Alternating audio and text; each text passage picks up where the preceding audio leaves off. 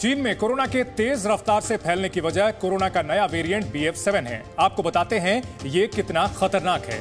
Variant BF7 Omicron variant से निकला है और ये ओमिक्रॉन का सबसे ताकतवर वेरिएंट है। वेरिएंट BF7 बहुत जल्दी एक इंसान से दूसरे इंसान में ट्रांसफर होता है। संक्रमित होने के बाद इसके लक्षण भी तुरंत सामने आते हैं। वेरिएंट BF7 में एक मरीज से 16 लोगों को संक्रमित करने की क्षमता होती है।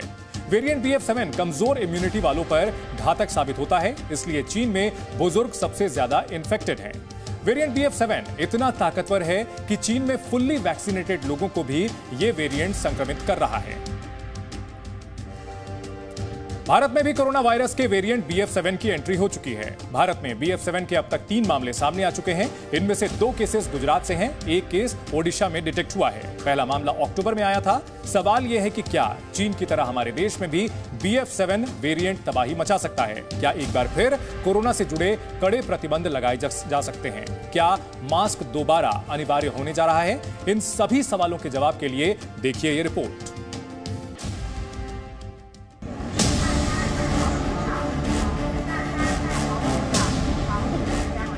चीन में कोरोना के विस्फोट ने भारत सरकार को भी अलर्ट मोड पर डाल दिया है। बुधवार को स्वास्थ्य मंत्री मनसुख मांडविया ने हेल्थ डिपार्टमेंट के आला अधिकारियों के साथ बैठक की। हालात का जायजा लिया गया। सरकार का कहना है कि देश में कोरोना फिलहाल काबू में है, इसलिए घबराने की जरूरत नहीं है, लेकिन सावधानी बरतने की जरूरत जरूर है। सरकार फिलहाल मास्क को अनिवार्य नहीं कर रही है, लेकिन भीड़ वाली जगहों पर मास्क लगाने के निर्देश दिए गए हैं। सरकार ने लोगों से 3 बातों पर जोर देने को कहा है। भीड़ वाली जगहों पर मास्क लगाएं, खांसी जुकाम होने पर टेस्ट कराएं, बुजुर्ग तीसरी डोज जरूर लगवाएं। 90% चांस है कि शायद ये नॉन कोविड होगा, लेकिन अगर हमने अर्ली डिटेक्शन करनी है तो तभी करेंगे, कोई टेस्ट करवाएंगे। तो एक अपील भी है और सिस्टम भी इसको प्रोत्साहित करेगा कि टेस्टिंग हो।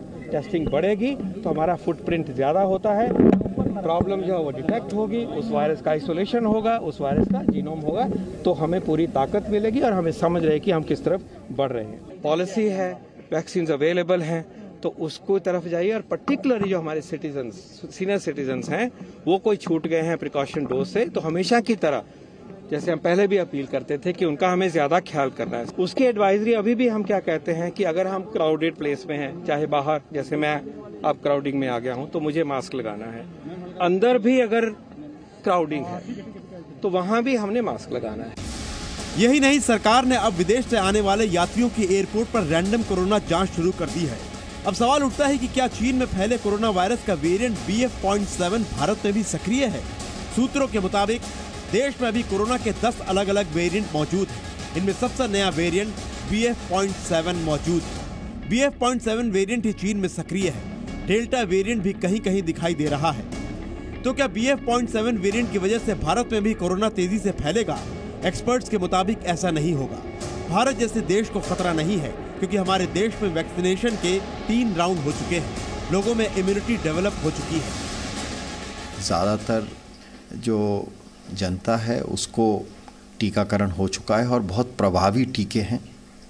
दूसरा, 90% से ज़्यादा लोगों को प्राकृतिक तौर पे कोविड का इन्फेक्शन भी हो चुका है। तो एक जिसको हम हाइब्रिड इम्यूनिटी कहते हैं, उससे हम सब लोग का प्रतिरक्षण हुआ है। और यही कारण रहा कि ओमिक्रॉन के बहुत सारे 75 और 100 सब वेरिएंट आए इस बीच में, लेकिन भारत में उनका कोई विशेष दुष्प्रभाव नहीं देखा गया। ना हमें गंभीर बीमारियां ज़्यादा देखी, ना मृत्यु का आंकड़ा देखा। लेकिन इसका ये मतलब नहीं है कि हम बेपरवाह हो जाएं। डॉक्टर्स का कहना है कि हमें किसी भी तरह की लापरवाही अभी भी नहीं करनी चाहिए। कोरोना से संबंधित एहतियात अभी भी लेते रहना चाहिए। इम्यूनिटी पुराने वेरिएंट के अगेंस्ट है उतनी शायद ना रहे और नया वेरिएंट से भी आप इन्फेक्ट हो सकते हैं। हाँ, हालांकि अभी जो करंट वेरिएंट हैं वो सारे माइल्ड हैं, तो फ्लू लाइक सिम्टम्स होंगे। उस वे में शायद सीवियर डिजीज का भी खतरा ना आए, पर वो हम कह नहीं सकते। जिस तरह चीन और दुनिया के कई देशों में कोरोना के मामले बढ़ रहे हैं, उससे भारत सरकार कोई चांस नहीं लेना चाहती है। इसलिए भारत के केंद्रीय स्वास्थ्य मंत्रालय ने सभी राज्यों और केंद्र शासित प्रदेशों को एडवाइजरी जारी कर कहा है कि सभी राज्य नए मामलों की जीनोम सीक्वेंसिंग सुनिश्चित करें। कोरोना के रोजाना पॉजिटिव मामलों के सैंपल जीनोम सीक्वेंसिंग लेबोरेटरी में भेजी जाए। ताकि कोरोना के नए वेरिएंट का वक्त पर पता चल सके। जीनोम सीक्वेंसिंग से वायरस के आरएनए को अलग कर उसकी जेनेटिक जानकारी निकाली जाती है। आसान भाषा में कहें तो जीनोम सीक्वेंसिंग से पता लगाया जाता है कि वायरस कैसा है, कैसे हमला करता है और कैसे बढ़ता है।